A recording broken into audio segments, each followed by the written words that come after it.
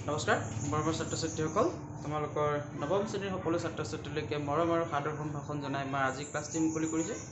আজিৰ ক্লাছত তোমালোকৰ নৱম শ্ৰেণীৰ অনুশীলনী R1-ৰ 17 নম্বৰ প্ৰশ্নটিৰ পৰা আমি আলোচনা কৰিবলৈ লৈছোঁ।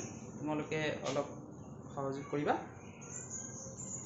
মৰমৰ ছাত্ৰ ছাত্ৰীসকল, ইয়াতে দিয়া আছে কি 30টা কণীৰ কিনা দাম 20টা কণীৰ বেচা দামৰ সমান। এতিয়া আমাক লাভৰ শতকৰা হাৰ কি এইটো উলিয়াব দিছে। এতিয়া আমি ধৰি ল'ব পাৰোঁ 30টা, ইয়াতে কৈছে কি 30টা কণীৰ কিনা দাম 20টা কণীৰ বেচা দামৰ সমান। গতিকে আমি প্ৰথমতে এটা কণীৰ বেচা দাম আমি ধৰি ল'ব পাৰোঁ। গতিকে আমি এই অংকটো কৰিবলৈ আগবাঢ়িছোঁ। তোমালোকে ক্লাছ 8ৰ পৰাও এনেকুৱা অংক পাই আহিছা, এইটো ক্লাছ 9ত দিছে। ধৰা হ'ল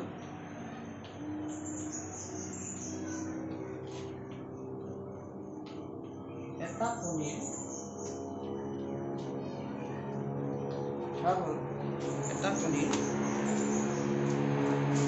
বেচা দাম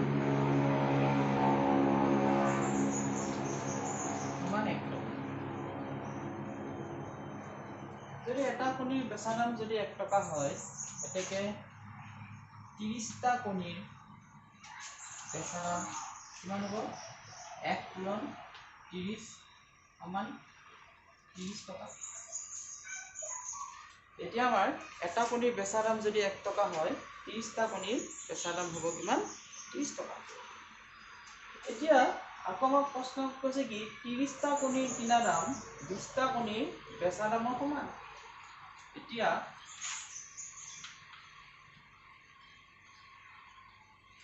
আমি লিখিব পাৰোঁ 30টা কণীৰ কিনা দাম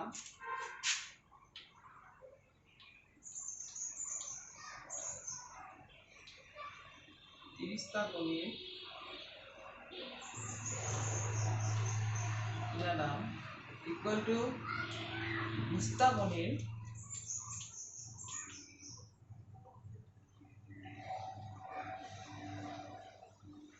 বেচা দামৰ সমান। গতিকে 20টা কণীৰ বেচা দাম কিমান হ'ব?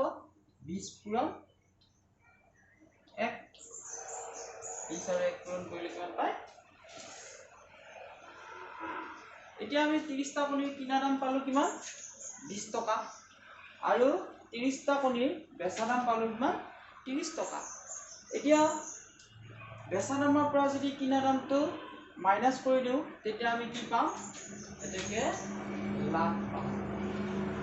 লাভ সমান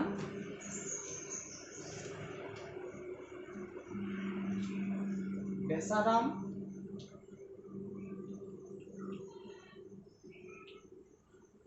বিয়োগ কিনা দাম। হয়, প্ৰশ্নটো লিখি দিছোঁ।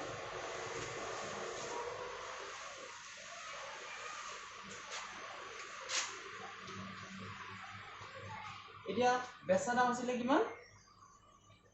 30টা কণীৰ বেচা দাম 30 টকা আৰু 30টা কণীৰ কিনা দাম কিমান? 20 টকা। এতিয়া 30 - 20 কিমান? 10 টকা। এতিয়া আমাক প্ৰশ্নটোত উলিয়াব দিছিলে কি?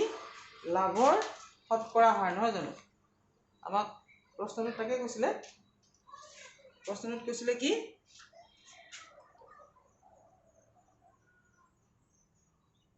ত্ৰিশটা কণীৰ কিনা দাম 20টা কণীৰ বেচা দামৰ সমান। লাভৰ শতকৰা হাৰ কি? গতিকে লাভৰ শতকৰা হাৰ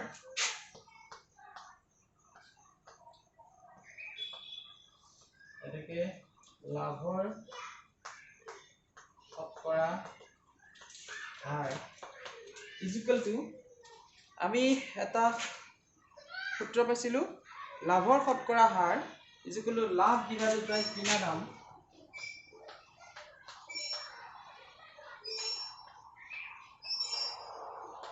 ইনটু 100%। লাভ কিমান পালোঁ? 10 টকা আৰু কিনা দাম আছিলে কিমান? 20 টকা ইনটু 100%। গতিকে 0 0 কটা গ'ল, 2 দি এইটো 10 কাটি দিয়া 5 বাৰ, 5 10 গুণে কিমান?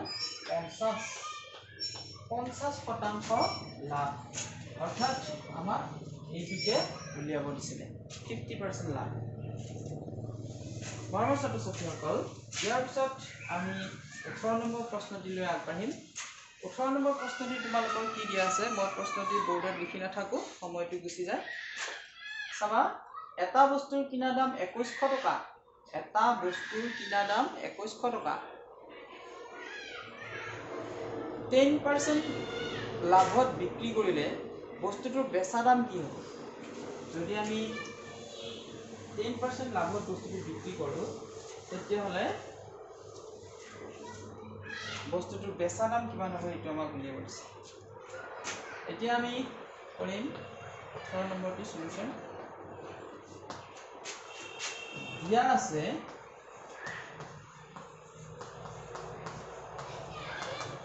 কি দিয়া আছে,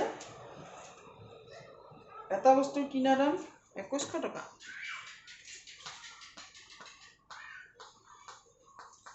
কিনা দাম ইকুয়াল টু 2100 টকা। আৰু লাভ কৈছে কি কিমান? লাভ is equal to 10%. Love is equal to 10%. হলে আমাক উলিয়াব দিছে কি? বস্তুটোৰ বেচা দাম। বস্তুটোৰ বেচা দাম। এটাকে বস্তুটোৰ বেচা দাম, এটাকে বস্তুটোৰ বেচা দাম ইকুয়াল টু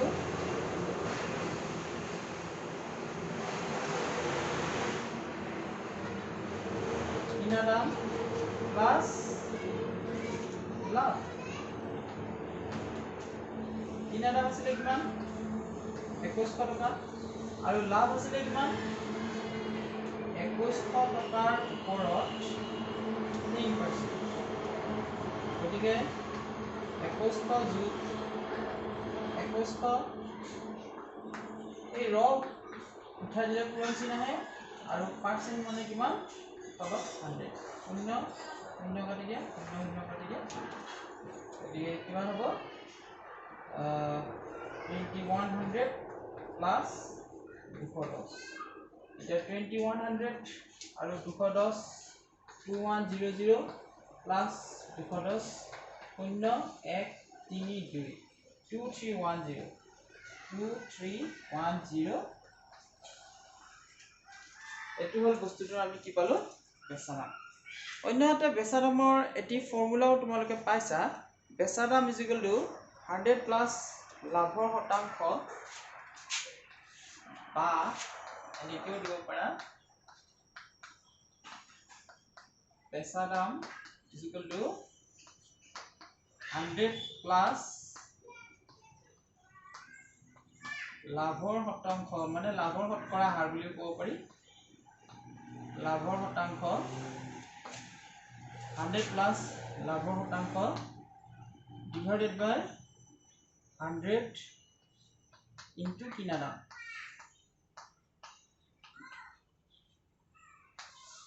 মানে অন্য ধৰণে এনেকুৱাকৈ কৰিব পাৰি অংকটো। 100 প্লাস লাভৰ শতাংশ 10 ডিভাইডেড বাই 100 ইনটু কিনা দাম কিমান? 2100 টকা। এটো 110 হ'ব। 110 তলত থাকিল 100 ইনটু 2100। শূন্য শূন্য কাটি দিয়া, থাকিলে কিমান? 110 ইনটু 21।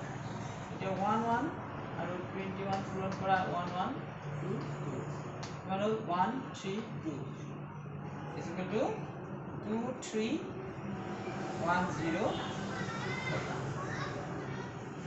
আমি এনেকৈ কৰিলেও এনসাৰ একেটাই ওলাব। তোমালোকে দুই ধৰণে কৰিব পাৰা। এটা হল ফৰ্মুলাত কৰিব পাৰা আৰু এইটো আমাৰ এইটো দিয়া আছে এইখিনি তেনেকৈ কৰিব পাৰা।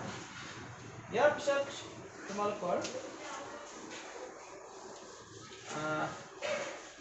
17 নম্বৰ হৈ গ'ল, 18 নম্বৰ হৈ গ'ল।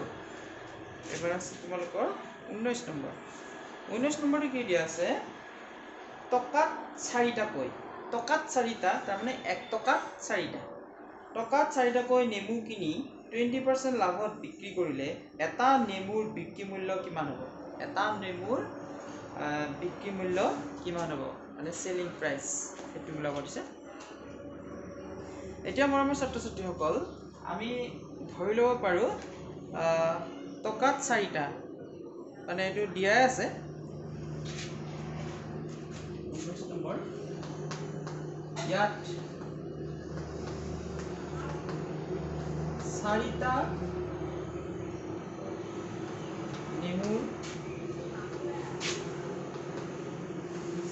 নেমুৰ কিনা দাম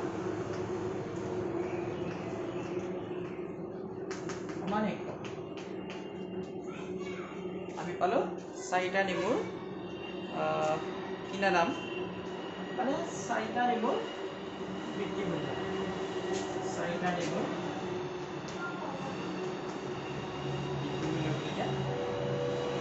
নেমুৰ বিক্ৰী মূল্য সমান 1 টকা therefore ঐকিক নিয়মৰে এটা নেমুৰ বিক্ৰী মূল্য কিমান হ'ব 1/4 টকা এটা নেমুৰ বিক্ৰী মূল্য আমি কিমান পালো 1/4 টকা এতিয়া আমি যদি চাও কৈছে কি কিনি 20% লাভত মানে 100 টকাত লাভ কেই টকা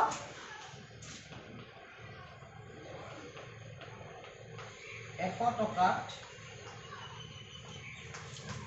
লাভ সমান 20 টকা therefore 1 টকাত লাভ কিমান হ'ব 20 divided by 100 কাটি দিলে কেইবাৰ যাব 5 বাৰ যাব ইকুৱেল টু 1/5 আমি যদি 5 ৰে 1 ক কাউন্ট কৰি দিও তেতিয়া কিমান যাব 5 ৰে 1 ক কাউন্ট কৰি দিয়া 5 গুণে 10 0.2 এতিয়া আমি এইখিনি পাই গলো 1/5 0.2 টকা এতিয়া আমাক উলিয়াব দিছিলে কি এটা নেমুৰ বিক্ৰী মূল্য কিমান হ'ব এতিয়া এটা নেমুৰ বিক্ৰী মূল্য 4টা নেমুৰ বিক্ৰী মূল্য আছিল এইখিনি এটা নেমুৰ বিক্ৰী মূল্য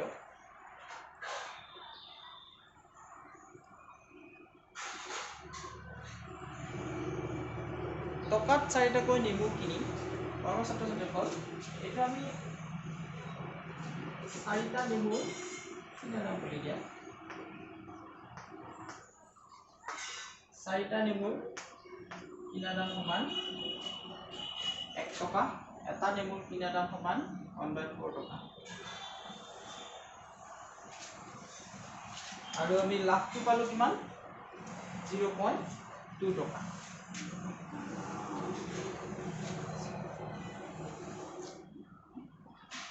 এতিয়া আমি লিখিব পাৰো এটা নেমুৰ বিক্ৰী মূল্য আমাক উলিয়াব দিছিলে কি 1 টকাত লাভ এখিনি আৰু 1/4 টকাত লাভ হ'ব কিমান এইটো এটা কাম কৰা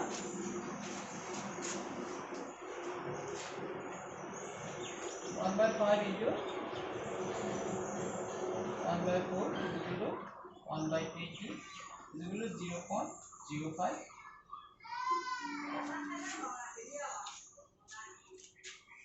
1/4 টকাত লাভ হয় এখিনি টকা এটাকে আমি এটা নেমুৰ বিক্ৰী মূল্য উলিয়াব পাৰো এটাকে এটা নেমুৰ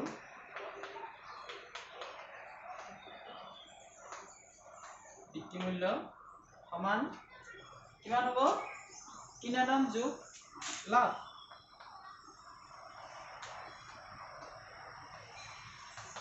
কিনা দাম যোগ লাভ এতিয়া এটা নেমুৰ কিনা দাম কিমান আছিল 1/4 টকা আৰু লাভ পালো কিমান 0.05 1/4 মানে কিমান হ'ব 4 দি 1 ডিভাইড কৰা 0 2 4 গুণে 8 2 0 4 5 গুণে 20 0.25 প্লাস 0.05 এটা প্লাস কৰি দিয়া কিমান হ'ব পাছে পাছে ধৰ শূন্য আটি গলে 2 1 3 0.30 টকা অৰ্থাৎ আমি এটা নেমুৰ বিক্ৰী মূল্য কিমান পালো 0.30 নতুবা মৰমৰ ছাত্ৰ ছাত্ৰীসকল তোমালোকে অন্য এটা পদ্ধতিৰেও এই অংকটো কৰিব পাৰা এটো আমি সূত্ৰত কৰিব পাৰো দুই ধৰণে মই কৰি দিছো প্ৰত্যেকটো অংকৰে তোমালোকে যেনে ধৰণে সহজ পোৱা তেনে ধৰণে কৰিবা আমাক দিয়া আছে কি 4 টকাত 4টা অৰ্থাৎ 4টা নেমুৰ কিনা দাম 1 টকা দিয়া আছে এটো অৰ বুলি ক'ব পাৰা বেগ এটা নিয়ম এনসার একে ওলাব 4টা নেমু কিনা দাম সমান 1 টকা therefore এটা নেমুৰ কিনা দাম সমান 1/4 টকা 4টা নেমুৰ কিনা দাম যদি 1 টকা হয় এটা নেমুৰ কিনা দাম হ'ব 1/4 টকা এই 4 দি 1 ক ডিভাইড কৰা মই দিয়া 0 4 গুণে 8 2 0 7 5 গুণে মানে 0.25 এখিনি যদি হল এতিয়া আমি 4টা নেমুৰ কিনা দাম পাই গলো এতিয়া আমি উলিয়াব লাগে কি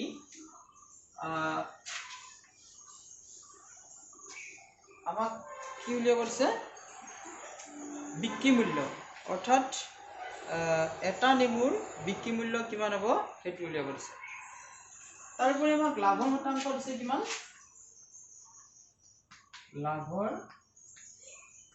শতাংশ ইকুয়াল টু 20% এটাকে বিক্ৰী মূল্য যদি আমি ফৰ্মুলাত কৰো এটো ফৰ্মুলা পাইছিলা তোমালোকে 100 প্লাস লাভৰ শতাংশ divided by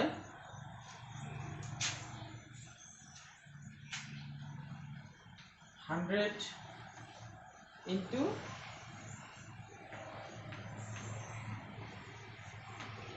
কিনা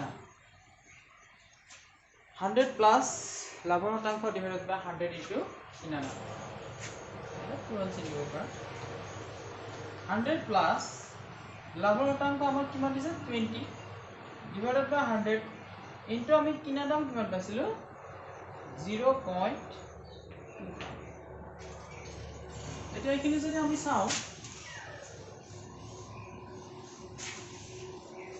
ইয়াৰ পিছৰ পৰ্যায়টো কি হ'ব এটো 100 আৰু 20 হলে 120 divided by 100 into 0.25 এটো কত দিব আৰু 2 ৰে এটো কাটি দিয়া 5 দুগুণে 10 2 ৰে কাটি দিয়া 6 আৰু এটো 5 ৰে ইয়াক কাটি দিয়া 0.05 এতিয়া থাকিলে কিমান 6 পুৰা 0.05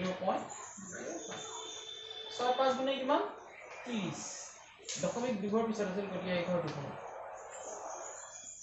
অৰ্থাৎ আমি যেনেকুৱাকে নকৰো কিয় आंसर 0.30 টকা অৰ্থাৎ এটা নেমুৰ বিক্ৰী মূল্য কিমান পালো অৰ্থাৎ এটা নেমুৰ বিক্ৰী মূল্য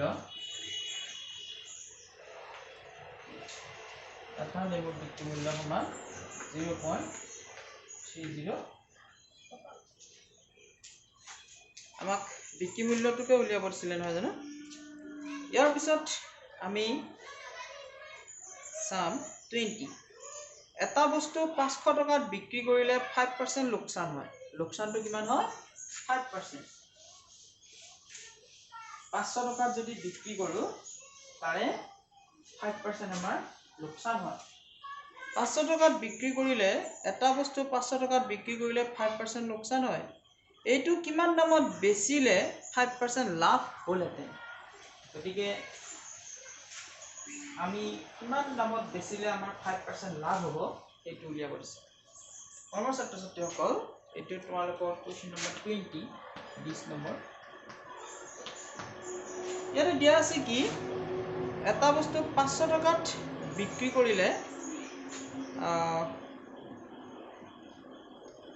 যিকোনো এটা বস্তু বুলি আমি ধৰি ল'ব পাৰোঁ কোনো এটা সামগ্ৰী 500 টকাত বিক্ৰী কৰিলে 5% লোকসান বা শাৰ্ট প্যান্ট বা যিকোনো এটা বস্তু এতিয়া ধৰা হ'ল বস্তুটোৰ ছপা মূল্য তাত বস্তুটোৰ দামটো আমাক দিয়া নাই গতিকে আমি লিখি দিব পাৰোঁ ধৰা হ'ল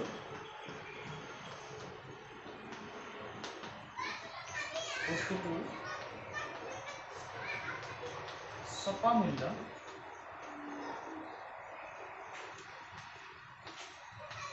is equal to 100 টকা কিমান টকা 100 টকা এতিয়া আমি যদি 10% ৰেহাই দিয়াৰ পিছত কিমান থাকিব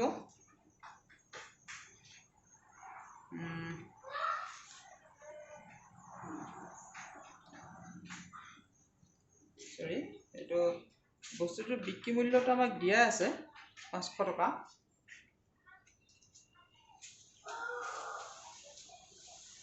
এটা লিখি দিব পাৰো দিয়া আছে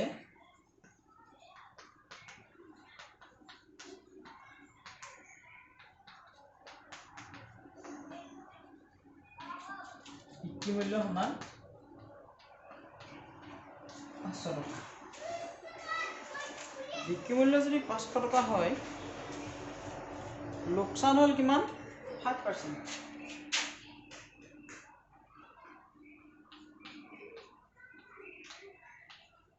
লোকসান সমান 5% এতিয়া আমি উলিয়াম বস্তুটোৰ কিনা দামটো উলিয়াম আমি কিনা দাম এটাকে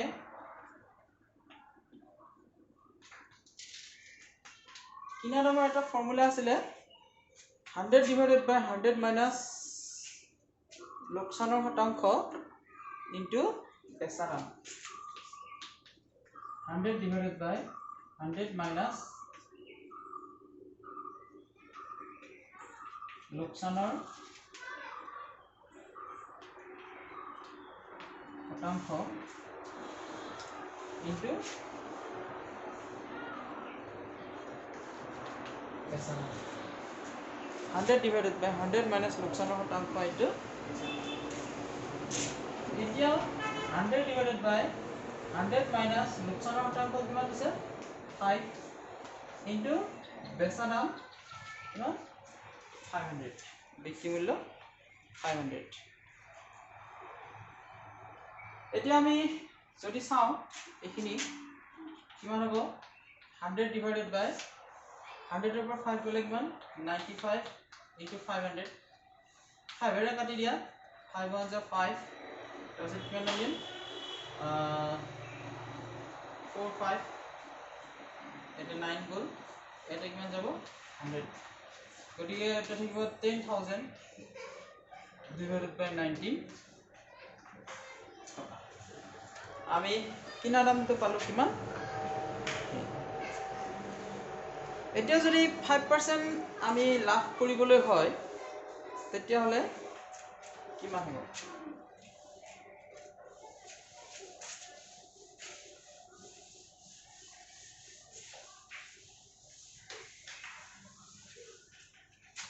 এতিয়া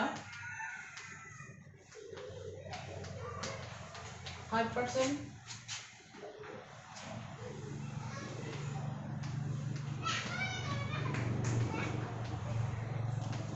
লাভ হ'বলৈ 5% লাভ হ'বলৈ আমি বেচা দামটো উলিয়াব লাগিব।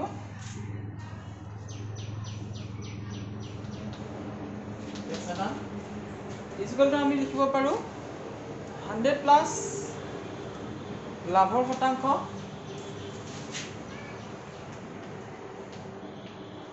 লাভৰ শতকৰা হাৰ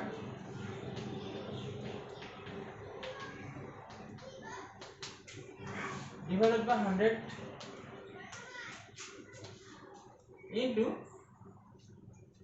100 plus লাভৰ শতাংশ divided by 100 into কিনা দাম।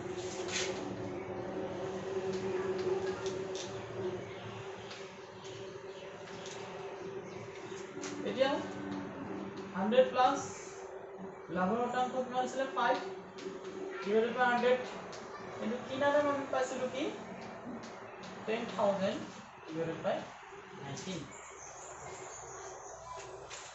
এতিয়া এইটো যোগ কৰি দিয়া কিমান হ'ব 105 divided by 100 into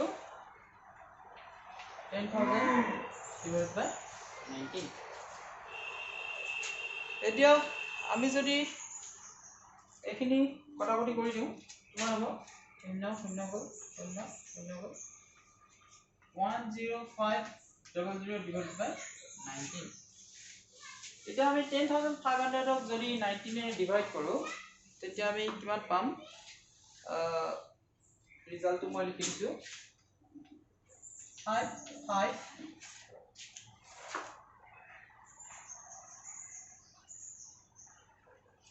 2.63 এনেদৰে আমি পাম।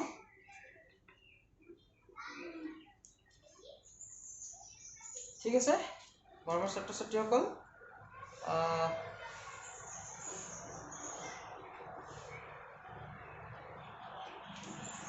ইয়াৰ পিছত আমি আৰু এটি অংক আছে 21টো কৈছে কি গ্ৰাহকক আকৰ্ষণ কৰিবলৈ এজন ব্যৱসায়ীয়ে এটা চাৰ্টৰ দামত ক্ৰমে 10% 10% আৰু 5% ৰেহাই দিলে তিনিওটাৰ সমতুল্য ৰেহাই কি অৰ্থাৎ আমাক সমতুল্য ৰেহাইটো উলিয়াব দিছে। আমি যেহেতু বস্তুটোৰ ছপা মূল্য দিয়া নাই আমি ছপা মূল্যটো উলিয়াই ল'ব পাৰোঁ ধৰি ল'ব পাৰোঁ। তাৰপিছত আমি প্ৰত্যেকবাৰতে সাকসেসিভ ডিসকাউন্ট অৰ্থাৎ সমতুল্য ৰেহাইটো আমি মাইনাস কৰি গৈ থাকিলে এটা সময়ত আমি এনসাৰটো পাই যাম। ধৰা হ'ল কি বুলি কৈছে চাৰ্টৰ মূল্য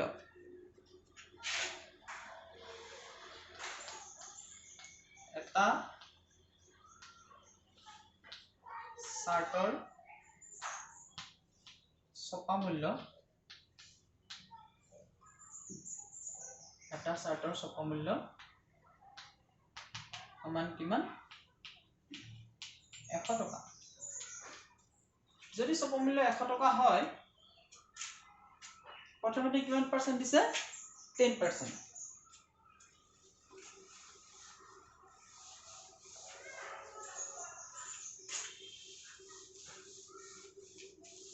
এতিয়া আমি এটো লিখিব পাৰো 10% ৰেহাই দিয়াৰ পিছত বেচা দাম 10% ৰেহাই দিয়াৰ পিছত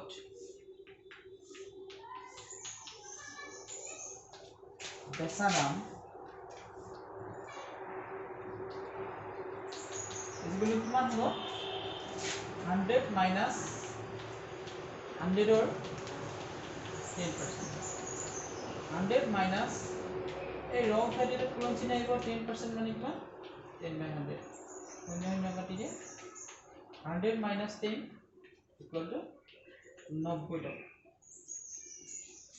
এটো ফার্স্ট 10% দিলে আকৌ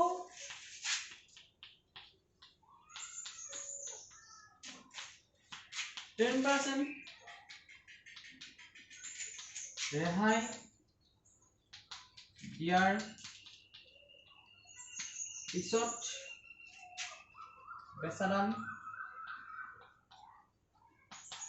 is equal to 90 minus 90 10%. 90 minus raw उठा दिले पूरन से 10 divided by 100 शून्य शून्य काटी जा शून्य शून्य काटी जा 90 minus 9 81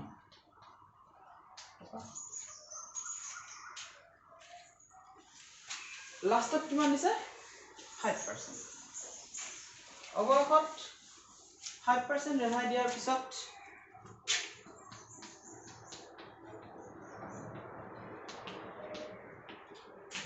অবয়সত 5%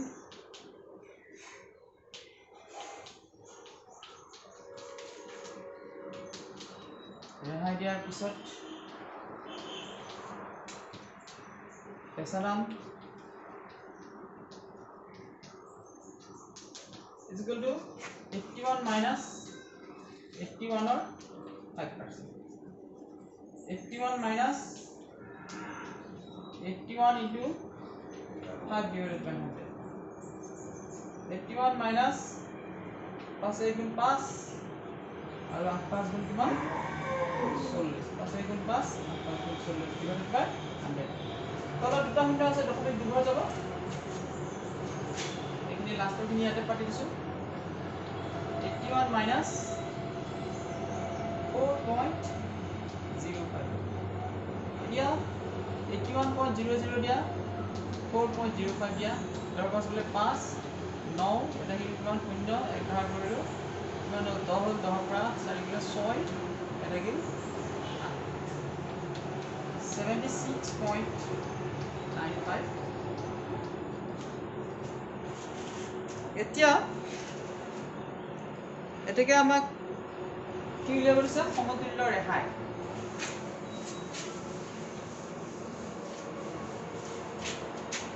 এটাকে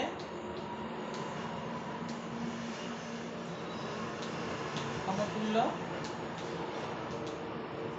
ৰেহাই is equal to 100 minus 76.95 এতিয়া 100.00 দিয়া পয়েন্টৰ তলতে পয়েন্ট দিয়া ইফালে আছে 95 বহাই দিয়া আৰু ইফালে 67 10 পাঁচ গলে 5 এটা 9 থাকিল 9 গলে 0 তাৰ পিছত এটা থাকিল 9 পৰা 6 গলে 3 এটা থাকিল 9 পৰা 7 গলে 2 is equal to 23.05 অৰ্থাৎ আমাৰ নিৰ্ণয় সমতুল্য ৰেহাই 23.05 টকা এটো হৈ গল আমাৰ आंसर ঠিক আছে মৰমৰ ছাত্ৰ ছাত্ৰীসকল আমি আজি 16 17 18 19 16 17 16 নম্বৰটো কৰা নাই 17 18 19 20 21 এইকেইটা প্ৰশ্ন আমি আলোচনা কৰিলো ইয়াত হয়তো তোমালোকে অংকগীতি ভালদৰে বুজি পাবলৈ সক্ষম হৈছা বুলি মই ধৰি লৈছো ধন্যবাদ